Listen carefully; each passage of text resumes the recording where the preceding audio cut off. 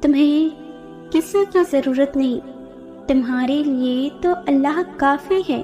جانتے ہو جب تم 1000 ٹکڑوں میں ٹوٹ کر بھی صرف اللہ کو پکارتے ہو، اشکوں سے بھری آنکھوں سے اللہ سے مانگتے ہو، تو اللہ فوراً تمہاری دعا قبول کر لیتا ہے اور تمہیں اپنی رحمت کے حصار میں لے لیتا ہے۔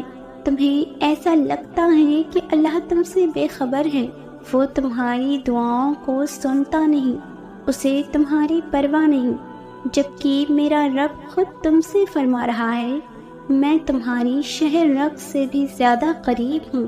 اللہ سے مانگنا ہر کسی کو نصیب نہیں ہوتا، اگر تم مانگ رہے ہو تو یہ اللہ کی دی ہوئی توفیق ہے، تو بس پھر اداس مت ہو۔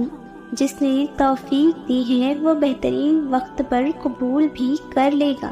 اللہ تمہاری روح میں چھپی اذیت، تمہارے آنسوؤں میں چھپی بے بسی کو اچھے سے جانتا ہے۔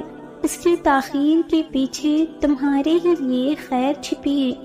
جو تاخیر رب کی طرف سے ہو وہ ہمیشہ خیر لاتی ہے۔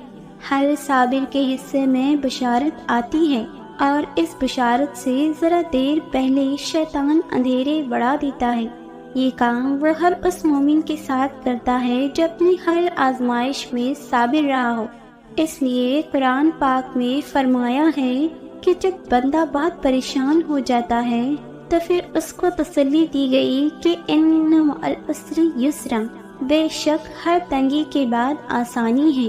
اللہ رب العزت کے سامنے ایسے گر گرا کر مانگے کہ اللہ پاک آپ کے آنسوؤں کو دیکھ کر فوراً عطا کر دے۔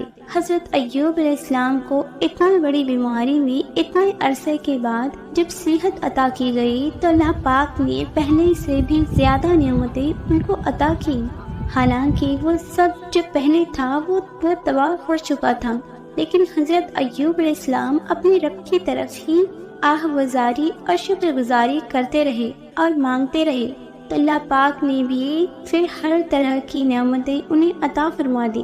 ہم نے بھی ہر حال میں اسباب کو اختیار کرتے ہوئے صرف اللہ پاک کی رحمت کی طرف توجہ کرنی ہے۔ انشاءاللہ اللہ پاک ہم سب کے کام بنائیں گے۔